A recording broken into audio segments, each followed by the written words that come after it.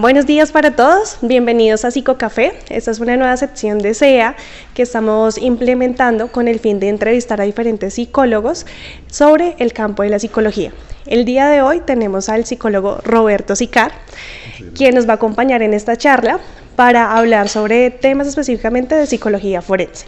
Buenos días, doctor, ¿cómo estás? Daniela, qué gusto conocerte y estar acá en este espacio. Ay, qué bueno, Doc. Muchísimas gracias por haber aceptado la invitación. Bueno, Doc, empecemos. Cuéntanos quién es Roberto Sicar.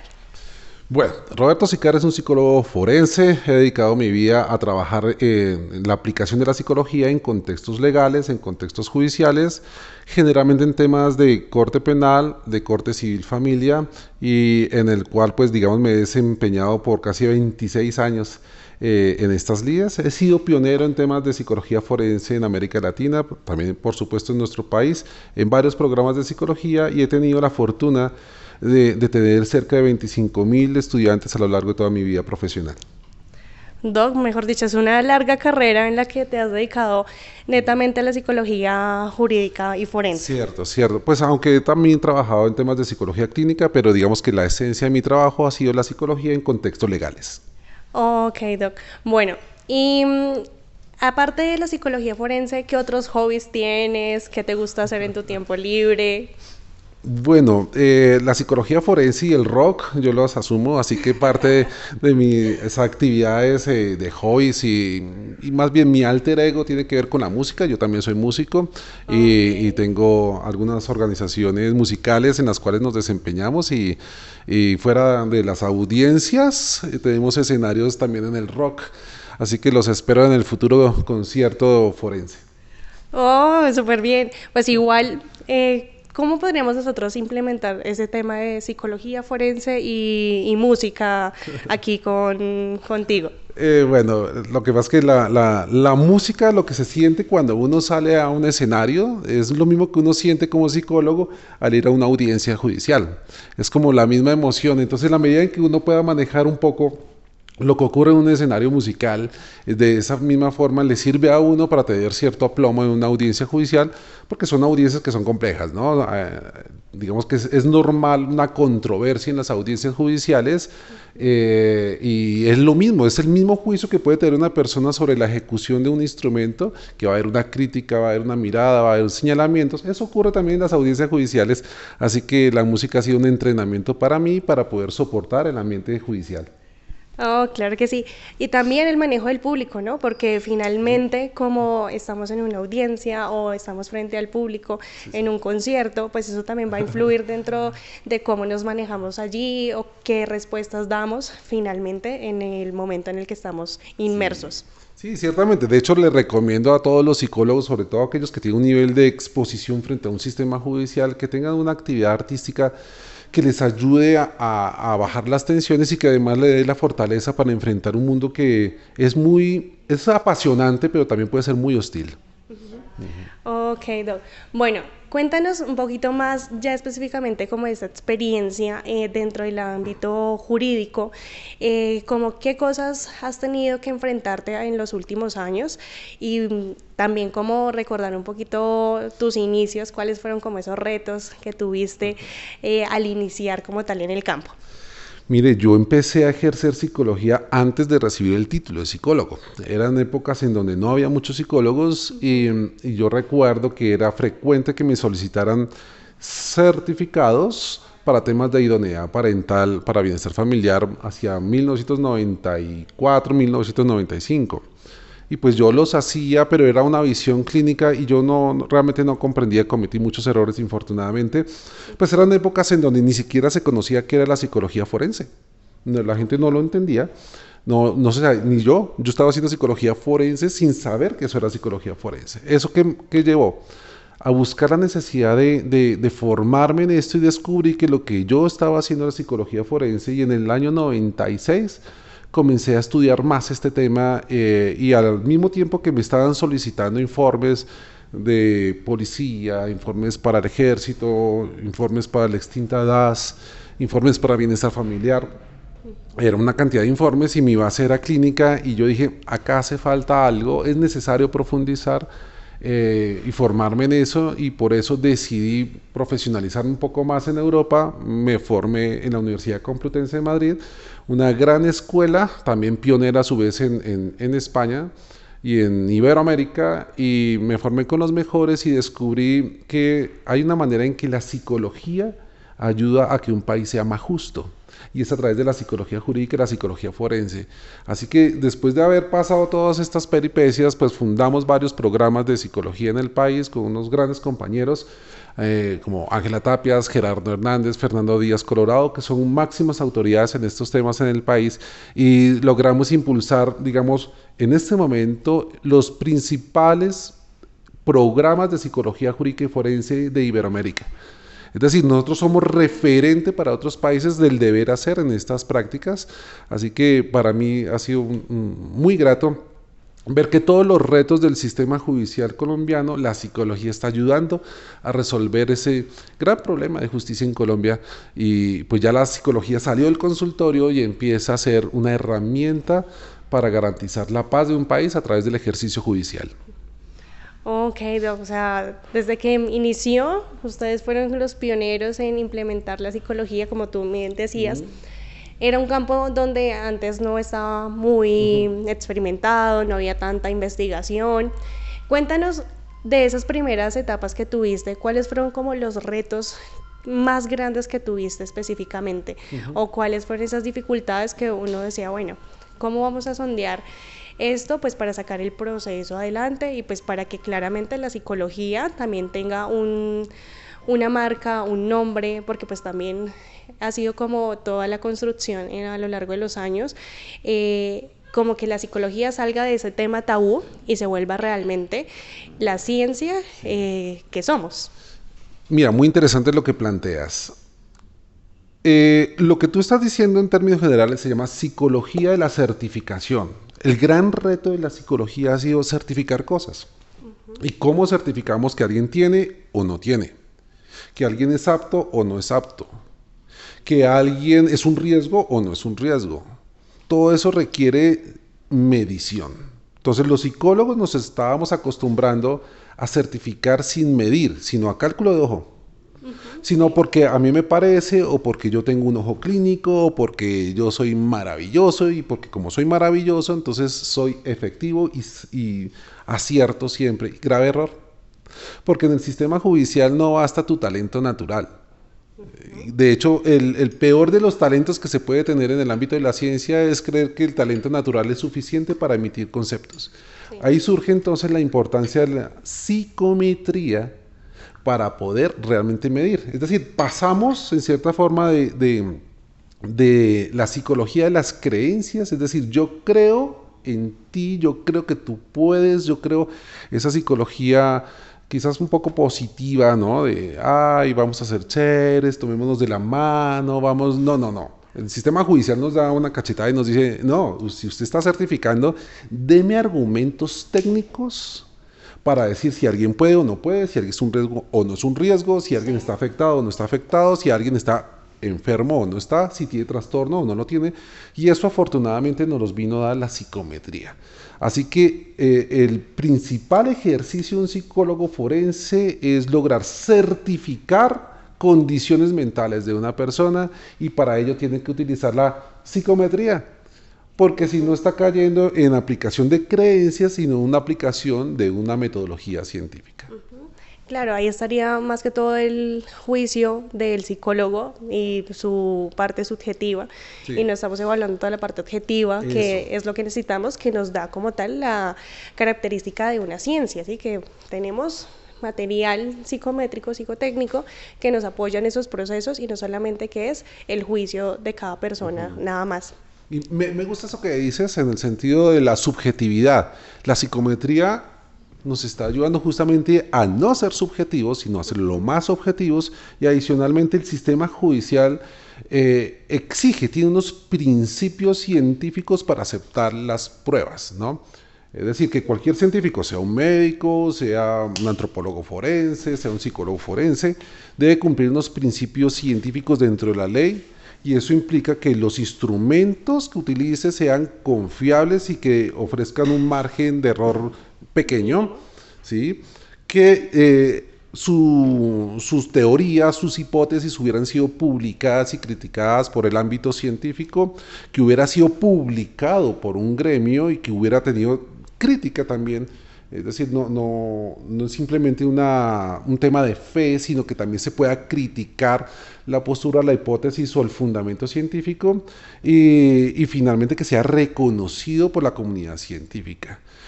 Y de ahí surgen, por ejemplo, cosas muy curiosas. Yo he tenido que ver en mi práctica que hay psicólogos que aplican el tarot de los ángeles, ¿no? Y del tarot de los ángeles sacan conclusiones sobre si alguien es competente o no es competente.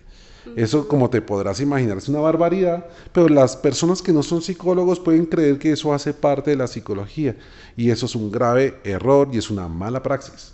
Por lo tanto, la psicometría es justamente lo que nos ayuda a quitar esa subjetividad, a afianzar que la psicometría cumple todos los principios legales del sistema judicial colombiano, inclusive del sistema judicial internacional, y que es justamente en la aplicación de la ciencia, los métodos científicos, donde el psicólogo puede ser más útil. El psicólogo pierde su utilidad cuando deja de lado la ciencia y se acerca más a la creencia y a la subjetividad. Claro, y también está en el utilizar métodos, digamos, coger de aquí unos, de aquí otros y hacer como la mezcla entre diferentes teorías para llegar a una misma conclusión.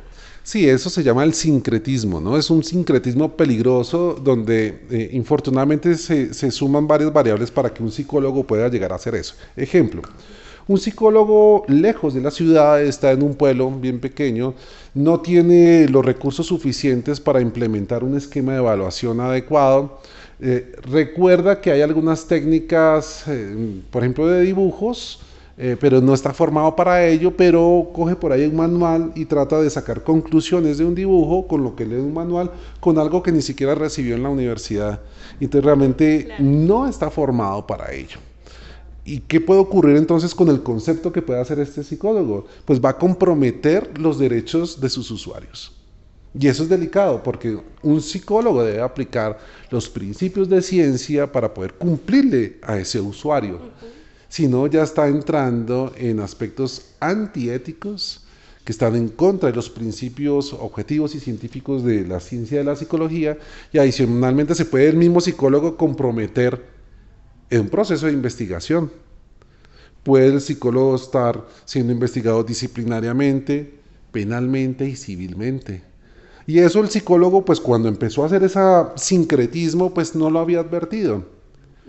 Pero después descubre con las sanciones que le puedan acarrear eso, y sanciones que pueden ser económicas, el psicólogo dijo, yo debía haber sabido esto, en la universidad no lo aprendí, o yo no pagué una especialización para formarme más, o yo soy pobre y en el municipio no había más, no tenía más herramientas, o mi institución no me entregó, por ejemplo, una batería de pruebas. Entonces todo esto es un caos que afecta, claro, primordialmente al usuario del psicólogo, pero indirectamente también va a afectar al psicólogo, porque debió haber hecho algo y nunca lo hizo. Entonces, no al sincretismo, no al sincretismo. Bueno, aquí también entramos en algo que, por ejemplo, si yo como psicólogo no tengo las herramientas, la formación tampoco para hacer algunos procesos, ¿hasta dónde yo como profesional puedo llegar y decir, bueno, sí puedo hacer este tipo de procesos y cuáles no? Y pues también, digamos, cuáles serían como esas consecuencias, tanto a corto como a largo plazo, que el mismo profesional podría tener. Ya nos dijiste como algunas que podrían ocurrir, pero quisiera que nos profundizaras un poquito más de esas responsabilidades que tenemos como profesionales y que finalmente no nos damos cuenta sino hasta el momento en el que ya hemos cometido el error o nos ha sucedido alguna situación muy específica en la que ya no sabemos qué hacer.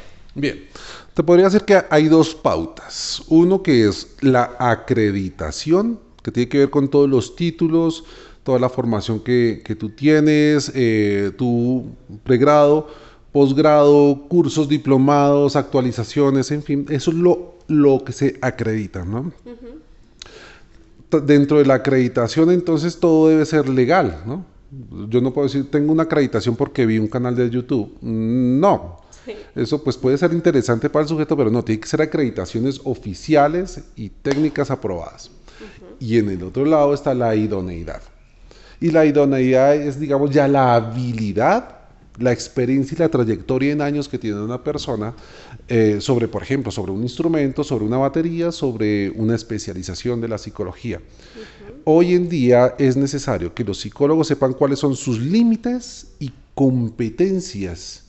Y los límites del psicólogo están subordinados a su acreditación y su competencia está afiliada a la idoneidad. Entonces yo no puedo decir, por ejemplo, yo no puedo emitir un concepto sobre neurocirugía, ¿no? Yo puedo ser neuropsicólogo y comprender qué es lo que ocurre, pero yo no puedo decir como neuropsicólogo, un cirujano, cómo debería hacer su trabajo. Entonces ese es un límite y eso me lo da la acreditación. Yo no puedo hablar de algo en lo que yo no esté acreditado. Yo no puedo hablar de tarot de Los Ángeles, sí, porque no existe la carrera del tarot de Los Ángeles. De hecho, hasta ahora, menos mal, no he visto en ninguna parte de los pensum de las universidades que se pueda hacer reiki, chocolaterapia, aromaterapia, constelaciones familiares. No, eso no es una materia de psicología. Con eso no quiero decir que no pueda ser útil para alguien, ¿no? Sí, claro. La fe pues se respeta, pero eso no es psicología.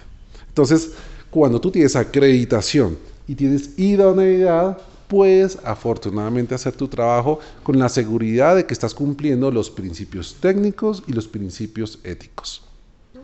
Ok, Doc.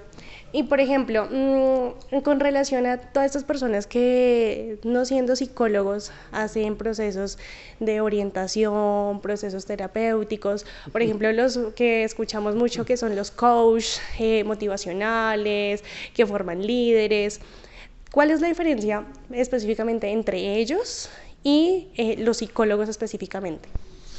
Bueno, podríamos hacer una comparación. Una cosa es ser dentista y otra cosa es ser odontólogo, ¿no? ¿Quién era dentista? Pues hace unos años dentista era el que se atrevía a sacar una muela e inventarse algún material para suplantar el vacío de los dientes y hacer cajas de dientes. Pero ¿de dónde tenía eso? No, lo aprendió empíricamente. Entonces, ¿está bien motivado el dentista? Sí, seguramente está bien motivado, quiere ayudar a alguien. Pero hoy en día ya no hay dentistas, hay odontólogos que estudian, que trabajan, que investigan, que exploran y que se ajustan al modelo científico y no al modelo empírico histórico, ¿no? Es decir, hoy en día la ciencia es la que está orientando el quehacer. Entonces, hay muchas cosas que parecen psicología que no lo son. Yo puedo decir que un dentista está haciendo mal su trabajo, pues no me meto con los dentistas, pero entendería que por lo menos no están acreditados para intervenir a un paciente. Entiendo su buena intención. Ejemplo pasaría con el coaching. El coaching es psicología, no lo es, pero yo entiendo que está bien motivado un coaching a querer hacer su trabajo y si está formado para ello no habría problema, pero no es psicología.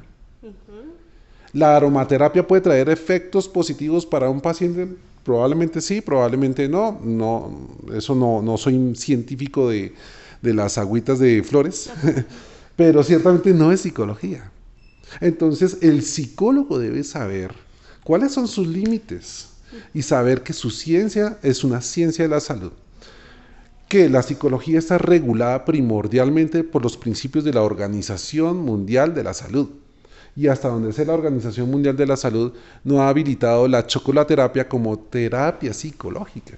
Así que el psicólogo, sea clínico, sea escolar, sea forense, si tiene que saber su psicología qué es una ciencia primordialmente de la salud y en eso concuerda el artículo número 1 de la ley 1090 del psicólogo que dice que la psicología es preferentemente del ámbito de la salud. Por lo tanto, las herramientas que debe utilizar un psicólogo deben haber sido validadas en el contexto de la salud. Y la mayoría de las técnicas psicométricas que PSEA tiene están en ese contexto de ciencias de la salud, lo cual afortunadamente pues es lo que un psicólogo puede tener la tranquilidad de que si aplica estas técnicas está cumpliendo con los principios de ley, los principios éticos y los principios inclusive de la Organización Mundial de la Salud.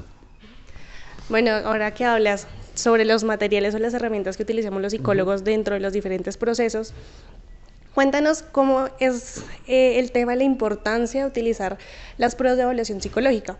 Porque, por ejemplo, nos llegan a veces psicólogos o incluso coach o administradores de empresas, porque ellos también ven una materia de psicología, de recursos humanos específicamente, en donde, bueno, todos quieren aplicar pruebas para sus procesos de selección, pero entonces, ¿cuál es esa importancia, primero, de las pruebas dentro de los procesos y segundo, que sean solamente los psicólogos quienes hagan la aplicación de estas pruebas? Bien, muy importante lo que tú dices. Digamos que a mí me puede gustar mucho la cirugía, yo soy psicólogo, pero me puede gustar mucho la cirugía y yo puedo leer muchos libros de cirugía, pero eso no me hace competente para ser cirujano, porque no tengo la formación específica para ello. La mayoría, no todas, pero la mayoría de las técnicas psicométricas que utilizamos en nuestro país se necesita una formación base, es decir, la psicología, para poder ser competente en su aplicación. Ahora, yo puedo ser abogado e interesarme por una de estas pruebas y entenderlas, y me parece saludable que un abogado, por ejemplo, comprenda cómo funciona la psicometría, pero no la va a poder aplicar, porque no tiene los estudios para poderlo aplicar. Puede tener el interés y el conocimiento para entenderlo, pero no tiene la formación para aplicarlo. Entonces, la formación para aplicar se obtiene a través de una academia oficial. Claro. Se debe tener el certificado, debes tener tu diploma de psicólogo y eso te da, digamos, a ti la competencia. Yo he contado, por ejemplo, con preguntas de psicopedagogos que me dicen que si pueden aplicar estudios de personalidad. Y ellos lo hacen porque alguien les dijo que por favor le ayudara, ya que es psicopedagogo, que le ayude a hacer una prueba. Y no, hay algunas baterías que pueden aplicar los psicopedagogos, pero no, por ejemplo, estudios de personalidad. Los estudios de personalidad son una especialidad del psicólogo. Y yo entiendo que las necesidades laborales del país dan para que seamos toderos. Sí. Para que le apuntemos a, bueno, si quiere le hago el certificado, si quiere, usted tiene un perro, le certifico su perro de apoyo emocional, usted también tiene problemas con su pareja, le hago terapia de pareja, tiene un conflicto con su pareja, le hago la pericia psicológica, tiene usted problemas judiciales, eso también le hago el panorama de riesgo y todo por el mismo valor. Sí. Estamos en una crisis laboral impresionante que hace que los psicólogos y otros profesionales infortunadamente se involucren en miscuya o hagan lo que llamamos nosotros una usurpación de la profesión. Y eso debes saberlo, todos deben saberlo, quien haga cosas de psicólogo sin ser psicólogo es una usurpación de la función laboral y puede ser infortunadamente material para una imputación penal por ejercicio inadecuado de la profesión. Eso es un riesgo. Entonces, mucho ojo de cómo firman. Yo he tenido que ver cómo sacerdotes firman como psicólogos sin serlo, cómo psicopedagogos firman como psicólogos sin serlo, cómo abogados hacen acomodaciones psicológicas para sus documentos sin serlo, y eso es, por supuesto, una mala praxis y hay que señalarla, denunciarla, pero también prevenirla. Creo que espacios como este ayuda a que todos los colegas psicólogos y otras profesiones pues prevengan algún tipo de problema, porque pues es muy fácil decir hoy sí, yo le hago eso, y mañana cuando tenga un problema legal va a decir no debí haberlo hecho. Claro que sí, porque también a veces no nos involucramos con el tema de las leyes, con el tema de la regulación. Por ejemplo, como psicólogos tenemos la ley 1090 que nos regula el ejercicio profesional, pero también hay otras leyes que como psicólogos nos regulan, que muchos probablemente no conocemos y que también estamos, digamos, incurriendo a veces en el error, pero pues ahí sí, como si yo desconozco la ley, pues no me va a eximir como tal de la responsabilidad que voy a tener más adelante. Por ejemplo, dentro del ámbito colombiano, ¿qué otras leyes también entrarían como a regular ese ejercicio profesional del psicólogo? Bien, importante esto. Hace más o menos 2 años habíamos hecho un conteo de leyes, resoluciones, decretos que tuvieran que ver con la responsabilidad de los psicólogos, y encontramos que había 38 marcos legales para el ejercicio profesional del psicólogo. Son muchas. Y la mayoría de los psicólogos solo conocen una, máximo dos. Quizás la ley 1090, nuestra ley disciplinaria, pero también normalmente, o el Código Penal, pero no, hay decretos, resoluciones, protocolos, marcos jurídicos que comprometen la actividad profesional de los psicólogos. No solo los psicólogos jurídicos forenses, no, sino de cualquier psicólogo que esté ejerciendo. Y la mayoría de los psicólogos no lo conocen. Y hay un problema. Mira, Dani, el desconocimiento de la ley no exime la responsabilidad. Los psicólogos podemos decir, no, yo no sabía esa ley, pero en todo caso digo, no, pero es que es su obligación. Claro. Es su obligación saber. Así que esto sirve de invitación para que el psicólogo no se desenmarque de la ley pensando que la ley es para los que están en problemas o para los abogados. No, las leyes es una obligación de todo ciudadano y máximo si es una ley que compromete nuestra profesión, pues tenemos que estar al día estudiándola, mirándola, aplicándola y por qué no aprendiéndola, ¿no? Entonces la invitación a los colegas es que la ley no los exime de sus responsabilidades, el desconocimiento de ella, y más bien es mejor prevenir estudiando las leyes que conocerlas por algún tipo de sanción o denuncia. Claro, porque también están los procesos judiciales, legales que tú has llevado. Me imagino que también dentro de tu ejercicio has encontrado diferentes circunstancias donde esas malas praxis han tenido consecuencias pues para los psicólogos y también que pues no solamente se está afectando al psicólogo, sino al paciente o a la persona que estamos tratando. Por ejemplo, dentro de tu experiencia, ¿cuál ha sido como una de las sanciones que te ha quedado como más presentes por esa mala praxis que muchas veces cometemos nosotros como pues seres humanos también? Bien, bueno, quizás dos ejemplos, uno en contexto judicial y uno en contexto clínico. En contexto judicial, tuve conocimiento de una colega que trabajaba para la fiscalía. La fiscalía le pidió el favor que hiciera un análisis de la entrevista de una niña en una aparente abuso sexual. El fiscal tenía unas necesidades, por supuesto, del proceso para poder proteger adecuadamente los derechos de la niña. Y la presión era tanta para obtener un resultado bien intencionado, por supuesto, para proteger a la niña, que supuso que la profesional no tuvo en cuenta límites en su ejercicio profesional, por lo tanto sacó conclusiones diagnósticas sin haber aplicado ningún tema de medición, las entrevistas las hizo en un pasillo, y hizo todo el proceso en 20 minutos y de ahí sacó lo que llamaríamos un informe pericial. Infortunadamente, pues la institución le dijo muchas gracias por tu trabajo, ha sido muy eficiente, pero disciplinariamente, oiga, no, tú no puedes hacer una valoración de estas en un rango de 20 minutos, una hora, necesitas más tiempos, necesitas mirar y confrontar más información, hacer procesos de análisis para sacar conclusión, e infortunadamente a nivel disciplinario fue sancionada. Es decir, un profesional puede ser premiado por su institución, pero puede ser sancionado por su gremio. Y en eso, ¿cuál era el principal problema? Pues que el psicólogo, por tal de mantener su trabajo, está dispuesto a flexibilizar algunos procesos que son obligatorios en su profesión. Ahora, en ámbito clínico, también he visto algunos problemas frecuentes que son psicólogos que pueden llegar a emitir conceptos tipo certificado, y es el ejemplo que más me preocupa justamente es la aprobación del concepto de animales de apoyo emocional. Generalmente lo están haciendo algunos psicólogos de formación clínica o psicólogos rasos, pero están certificando, por ejemplo, animales. Los psicólogos no certificamos animales de apoyo emocional. No somos veterinarios y no estamos formados para ellos.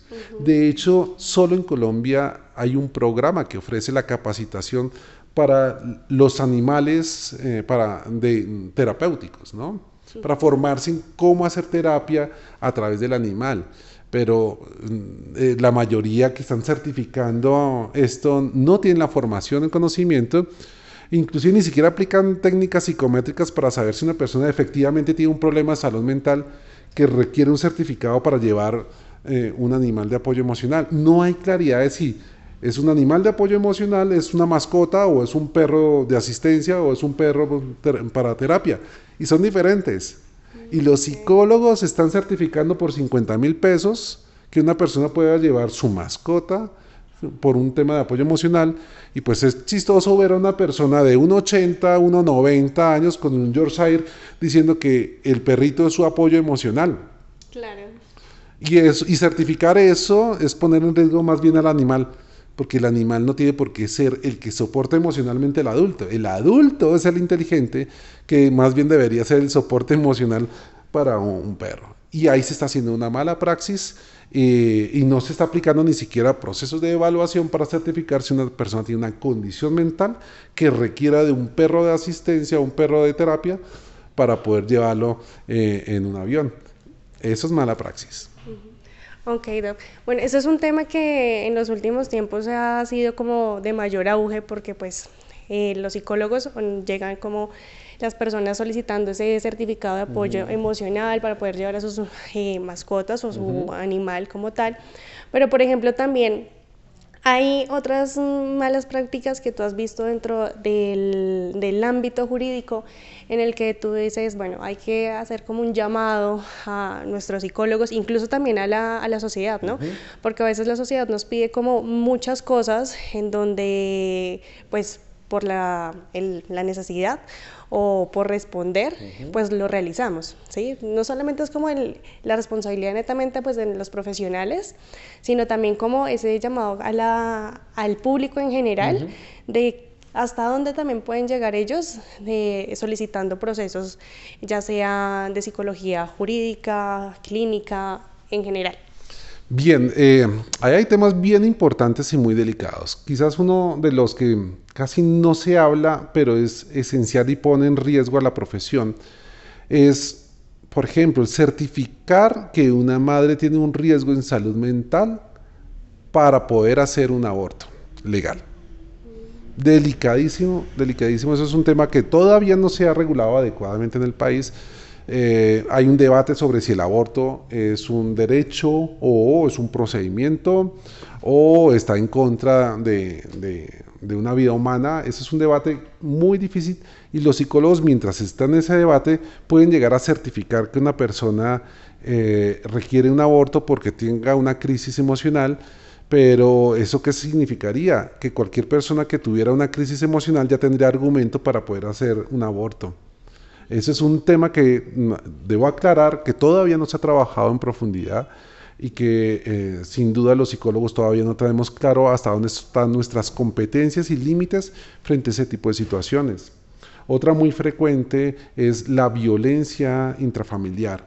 ¿Cómo se debe abordar la violencia intrafamiliar cuando no tenemos todos los herramientas y capacitación para entender este fenómeno? Entonces el psicólogo puede ser, en vez de ser parte de la solución, se convierte en parte del problema al validar la tesis en la confrontación de dos progenitores. Cuando el Sí. psicólogo toma partido por alguno de los miembros de la familia, va a haber una crisis, ¿no? Eso es otra cosa que no se ha podido aclarar tanto en roles como en aspectos técnicos. Un tercer elemento que creo que es muy importante es creer que en la psicología clínica la psicometría es opcional. Hoy en día no. Igual pasa con la psicología jurídica, la psicometría no puede ser opcional. Es un elemento internacionalmente que ya es, como tiene que ser objetivo, tiene que ser de carácter obligatorio para todo psicólogo que genere algún tipo de informe. ¿Por qué? Porque infortunadamente hay muchos intereses detrás de querer convencer a un psicólogo. Claro. ¿Los pacientes son honestos con sus terapeutas? No siempre. ¿Los usuarios de la psicología forense son honestos con sus psicólogos evaluadores? No siempre. Así que se necesita primordialmente entender que hay intereses detrás de todo certificado. Sea un certificado para conducción, un certificado psicológico requiere, por ejemplo, para conducción requiere un procedimiento de evaluación, porque no todo el mundo es Ajá. sincero cuando te van a certificar un carnet de algo. Para porte de armas, las personas que aspiran a tener un porte de armas tendrán posibilidades de alterar información para obtener un certificado. Sí, así que en todo certificado debe ir acompañado por un proceso psicométrico para evitar temas como simulación, disimulación, engaño, porque esos son los tres elementos que hoy en día es lo que abruma más a los psicólogos. ¿Los psicólogos saben quién les dice la verdad? No. Los psicólogos no basamos nuestras técnicas en la fe ni en la creencia. Debemos basarla en la objetividad y en la medición. Así que toda la psicometría realmente ayuda a que el psicólogo sea mejor profesional y que sus usuarios también comprendan que no pueden engañar a un psicólogo. Claro que sí. También es ver cómo nosotros como desde la academia también, desde nuestros docentes, nosotros como profesionales, también le vamos dando como ese valor a la misma psicología y a los mismos procesos que nosotros vamos ejerciendo. Porque asimismo, pues si nosotros decimos no realizamos estos procedimientos sin material que realmente esté calificado, o los procedimientos en los que yo estoy entrenado, pues ahí vamos dándole un mayor valor al ejercicio profesional.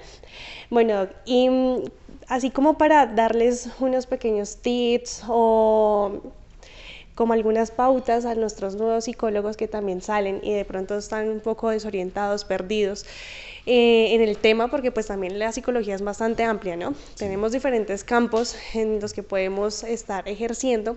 ¿Cuáles serían como esas recomendaciones que tú les darías principalmente de manera general a los psicólogos que están saliendo y a aquellos que quieren especializarse específicamente en el área forense? Bien, dos cosas. Cuando uno es estudiante y recibe su grado de psicología, es decir, ya soy psicólogo, estoy contento, ya me las sé todas. Sí. No, compadre, llegaste el momento en que te diste cuenta que no sabes nada. Es justamente con el título de psicología que te autorizan a empezar a estudiar ese tema. O sea, ya teniendo el cartón de psicología, con el cartón de psicología sabes más o menos el 10% de lo que un psicólogo debe saber. Y eso, ¿qué obliga? Que se siga especializando, que siga evolucionando profesionalmente en conocimiento. Cuando tú le dices a un paciente, ¿usted con quién prefiere tomar, por ejemplo, una terapia? ¿Con una persona que no ha tenido todo el conocimiento sobre un tema o con una persona que tenga mucha experiencia? La mayoría va a querer tener, no, una persona que tenga mucha experiencia, ¿no? Ya claro, la experiencia no es que solo lo den los años, no, sino la formación. Acuérdate, acreditación e idoneidad. Si la persona entonces recién se gradúa de psicólogo, debe comprender que hasta ahora va a empezar a estudiar psicología y que debe ser muy responsable en cada uno de los documentos que escribe. Entonces, todo lo que lleve su firma, compañero novato, póngale cuidado. Si lleva su firma, usted debe ser responsable de cada uno de los elementos que están al interior del documento y para asegurarse de que no esté cometiendo un error, aplique metodologías, aplique baterías diagnósticas, aplique psicometría, protocolos, rutas, guías, todo aquello que le pueda respaldar su concepto y a usted queda tranquilo. Segundo elemento que le podría indicar a un psicólogo recién graduado es sepa cuáles son sus límites. Yo entiendo que las necesidades laborales hacen que, por ejemplo, uno termine haciendo, claro, terapia, psicología forense, terapia de pareja, vender aromaterapia, hacer terapia de Los Ángeles, todo eso. ¿Por qué? Porque es que eso es lo que la gente pide. No, señor psicólogo, señora psicóloga, usted no hace lo que la gente pide, usted hace lo que su ciencia le indica. Y en ese momento el psicólogo va a estar más tranquilo porque va a hacer una buena praxis. Porque hay gente que dice, por ejemplo, tienen la idea que los psicólogos forenses somos detectores de mentiras. Sí. Entonces dígame quién mintió. Y la gente espera eso de uno. Y pues, no, yo no soy polígrafo, tan de moda que está ahora. Sí. No soy el polígrafo humano. Yo no puedo comprometerme a decir, él miente, él no miente, no. Sí es cierto que hay técnicas para detectar alteraciones en la información. Pero el que detecta que es algo mendaz, es decir, mentira, o que es algo veraz, es decir, la verdad, es un juez, no un psicólogo. Los psicólogos lo que hacemos es evaluar aspectos de credibilidad, simulación, disimulación y engaño. Y son técnicas que son muy especializadas, que para eso se necesita tener un posgrado específico y horas de entrenamiento para poder identificar. Así que, colega, no haga nada para lo que no esté entrenado. Ok, Doc, es muy importante pues las aclaraciones que tú les haces porque ahí nos estamos salvando como de de incurrir en la mala praxis, de incurrir en algún procedimiento legal, ya sea pues que alguno de nuestros pacientes, consultantes nos realice o también incluso los mismos profesionales, ¿no? Porque cuando tenemos consultantes que han pasado por diferentes psicólogos o les dicen, no, es que este psicólogo no me funcionó o este tampoco, entonces vemos como también la praxis de mi colega pues no ha sido como la más adecuada y tenemos que como volver a tomar el proceso para que el consultante o la persona que está tomando nuestros servicios pues tenga también una mejor imagen de nosotros. Claro, y que se sienta seguro de que su problema no se va a agudizar, sino que su problema se va a resolver. Y mira que es importante pensar mucho en el usuario. Para pensar en el usuario yo tengo que tener una postura de cuidado. Es decir, los principios éticos de la ley 1090, y es importante, acá hago la cuña, colega, tienes que estar dentro del colegio, tienes que estar agremiado. Eso es importante para garantizar que nuestros usuarios están tranquilos de que están con un profesional certificado. Dentro de esa lógica de que el psicólogo debe cuidar, la ley habla sobre que el principio de cuidado es quizás el más importante desde el punto de vista ético y procedimental para los psicólogos. ¿En qué consiste esto? El principio de cuidado es que mi participación no puede generarle mal al otro, no puede generarle una afectación al otro. Y si al menos no le puedo yo generar algo bueno, por lo menos no generarle algo malo. Claro. Porque entonces se acaba la razón de ser de nosotros de cuidar al paciente, de cuidar al usuario, cuidar al consultante. Entonces, si tienen claro ese principio de cuidado, que son parte de las teorías de Gilligan sobre cuál es la razón de ser de que el ser humano pueda cuidar al otro, esa es la razón de la psicología. La psicología debe cuidar. Y cuando yo cuido mis procedimientos, estoy garantizando que estoy haciendo el bien. Los psicólogos no deben hacer el mal, deben hacer el bien. ¿Y cómo hacen el bien? Pues haciendo lo que la ciencia les dijo que podían hacer, que deberían hacer, y así garantizamos que toda intervención de un psicólogo genere cuidado en el otro. Ok, Doc. Bueno, Doc, ya para finalizar, ¿alguna recomendación que quieras darnos? También, pues, que nos cuentes de los procesos que tú realizas y realizas procesos adicionales en los que podamos también apoyarnos contigo más adelante, los profesionales como tal. Entonces, ¿cuál sería como ese último tip, esa última recomendación para nosotros? Primero casi que lo rogaría, por favor, psicometría, la psicometría te salva la vida. La psicometría es esencial para el ejercicio profesional del psicólogo, así que quizás mi principal invitación es que no pensemos en los costos que pueda tener una prueba psicométrica, sino pensemos en lo que garantiza la utilización de un material psicométrico idóneo, adecuado, legal. Eso garantiza que estás aplicando los principios de cuidado, ¿no? Y lo segundo que podríamos decir es que la psicología forense es una de las áreas más exigentes de la psicología, y que yo invito a que las personas piensen dentro de la psicología forense la posibilidad de dos cosas: aseguramiento para su propia salud, porque el psicólogo está expuesto a una gran cantidad de cargas, y a veces nosotros atendemos la carga emocional de otros, pero ¿y la nuestra? Dentro de unos estudios que se hicieron en Estados Unidos, los psicólogos forenses eran los que presentaban el burnout más alto de todos los profesionales de psicología en Estados Unidos. ¿Esto qué supone? Que el psicólogo forense, el psicólogo jurídico, está en una gran tensión constante y que tiene que tener, digamos, una manera de que pueda garantizar su salud mental para poder ser eficaz atendiendo a la salud mental de otros. Y lo segundo es aseguramiento profesional. El día en que en Colombia tengamos una póliza de aseguramiento para responsabilidad civil de los psicólogos, daremos un paso para la protección del gremio. Por ejemplo, los médicos tienen muchos riesgos y ellos tienen su nivel de aseguramiento para proteger a la profesión frente a esos riesgos, pero no hay como conciencia del aseguramiento en el país para profesionales como la psicología.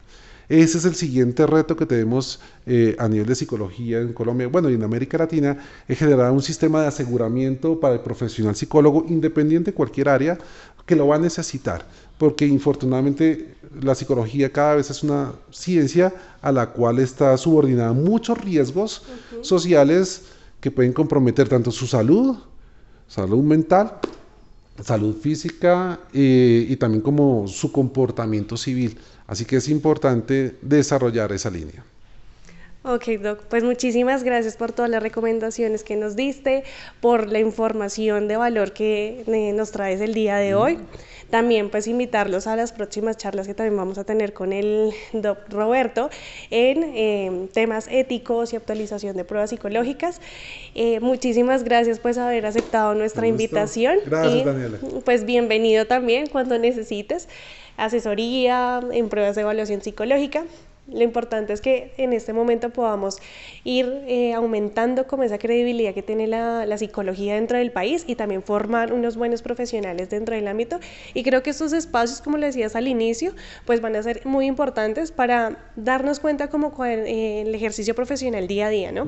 Como a qué me puedo enfrentar yo como psicólogo, que en los diferentes campos como tal, pero específicamente también cómo podemos protegernos a nosotros mismos y como colegas, no solamente que sea el colegio, sino nosotros como institución también, cómo podemos ayudar a estos psicólogos para que estén mucho más seguros haciendo su trabajo. Exacto. Y pues que cada uno de los pacientes o procesos que llevemos pues se realice de forma adecuada. Eso es, yo diría, solo para despedirme, es cuidemos del otro, pero cuidémonos a nosotros también.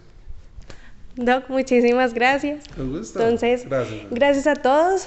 Si quieren ver más publicaciones como esta o algunas específicas, pueden dejarlo en los comentarios y darle a la campanita para suscribirse para los próximos videos que tendremos. Muchas gracias.